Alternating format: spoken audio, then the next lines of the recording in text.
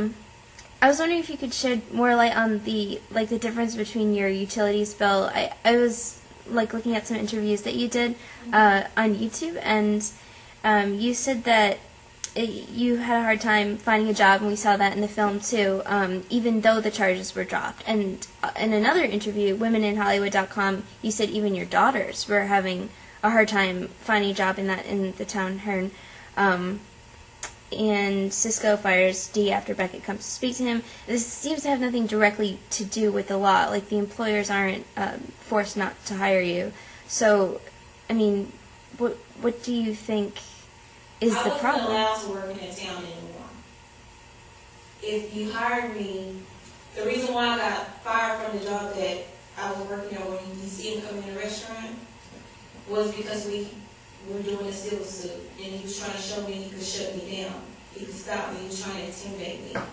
So he wouldn't allow anybody in that town to hire me in order to punish me and make me suffer from taking care of my kids. You know what I'm saying? So what could he do to Cisco or whatever employer if they hired you?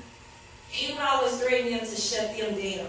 Oh. This man runs our banks. He runs our schools. He runs our churches. He runs the jobs. He runs everything in this town that you need to live. There's no checks and balances? That's horrible. Oh. It sounds crazy. It does sound crazy, but it exists. He has too much power, and everybody is so scared of him. So scared of him. And as my daughter got older, what teenager doesn't want to work, get out of here, have their own money, this, that, and all that. She couldn't work either. So I'm like, it's time for us to leave. So that's why I left, because it was getting to the point where my battle that I decided to take on was becoming my kids' battle. And I didn't want that for them. This is something I want to do. This is something I decided to do. And I don't want to force it on my children. On your website, it said that initially you had the possibility of facing up to 99 years in prison. Yes. But in this film, they said 16 to 25. Yeah. I was just wondering, why was it 99, and why didn't they say 99 in the film? Because that's a big number. I think because it's a movie, you know what I'm saying? And they're trying to keep your attention, and of course they have to fabricate things in order to keep it more interesting, to the viewers or whatever. But I don't know. The sentence and the charge kept changing.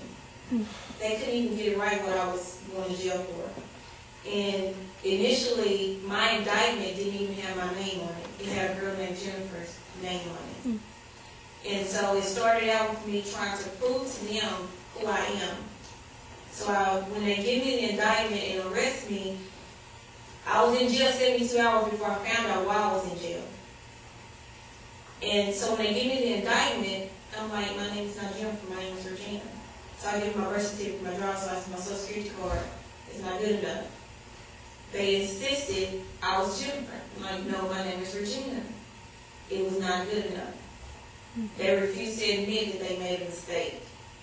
They were really going to put you in for 99 years? They were trying to push that kind of sentence? That was the maximum, yeah. Do you know why? It's only to make you take that plea, the 10 years. Because 99 years compared to 10 years, you're like, oh, I better hurry and take this probation. You know what I'm saying? And that's just it. You take this plea, your life as you know it is over. And like I told my mom, I was going to lose my freedom either way it went. But I wasn't going to hand it over. Whether if I would have went to prison, I would have lost my freedom. If I would have took the probation, I still would have lost my freedom. It's the same thing. But I wasn't just going to hand my life over to you. I'm going to fight. What do you think should be done towards drug policy nationally in general? I'm saying in the United States, because war on drugs is a national issue and it affects every state and every county. Yeah. What do you think it should change to? They need to go back in and reevaluate and get it done right. I feel like the cocaine and the crack laws is stupid. The way they're sentenced. Who came up with that? Why would you do that? How can one be more than, now the marijuana laws, I'm not a drug person, I don't do drugs or anything like that, but marijuana, I honestly feel like that should be like a traffic ticket. Something simple because it's not harmful as I know. I've never heard anyone dying from smoking marijuana or anything like that. Now, crack, yes, it's a disease. They need to treat all drugs as a health issue. We need to start making rehabilitation centers instead of prisons. You're locking up drug smokers for the same charges that you would lock up a drug seller. You shouldn't do that, because it's different. A smoker is not out here selling it to you. A smoker is using it, so you shouldn't give them that same sentence. So we need rehabilitation. We need to enforce that. We need to give them that option. Instead of putting them in prison and then they come back out and they're still smoking. You didn't change anything. You just stopped them from getting their drug for the time being, but you didn't help them with the problem. So 9 times out of 10, they're going to end up going right back into the system. They need to go back in and reevaluate everything and make it as a health issue. You can get more time for drugs nowadays than you can for killing someone. That's stupid. Who came up with that? It doesn't take a genius to figure out something's wrong with that. So, yeah, they need to redo it. So, what was your first thought when someone came up to you with the idea to turn your story into a movie like this? Like, that must be such a big decision to make, and being involved in the process of, like, you know, putting your story up on the screen like that. That must have been really intensive. Like, what did you think about that? Well, at the time, I had already did 2 documentaries. Okay. And I did a special with PBS. So I was all about getting the story out there. So when they approached with the movie, I honestly didn't. I'm like, yeah, whatever. Yeah. You know, yeah, okay.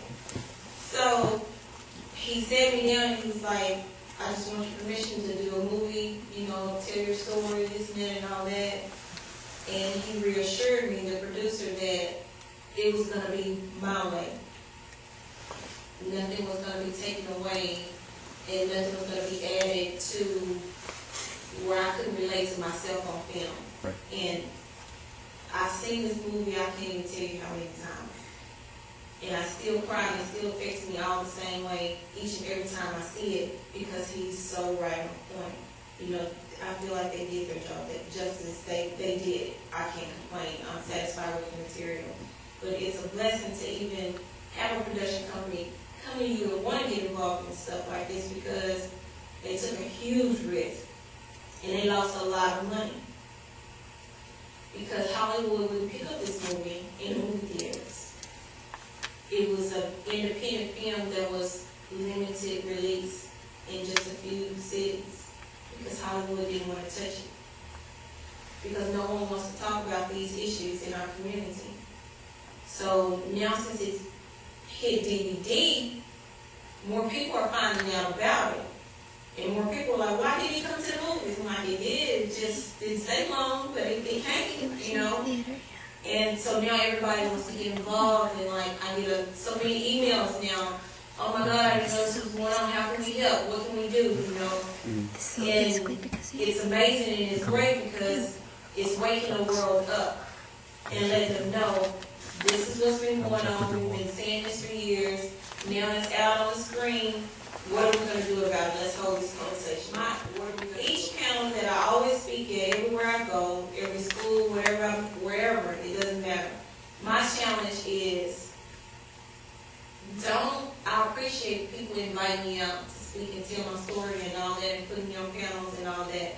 But I want to be in a room where I can argue with somebody who don't believe the same things that I believe on these issues. That's the only way you're going to get change. Because we're all in agreement. We know this is a problem, something is wrong, and we're just, yep, yep. So I would rather have that challenge to bring somebody where they don't agree. Like, we need to lock people up. We need to do. I want to be able to challenge you and argue with you and show you what you're doing to our community.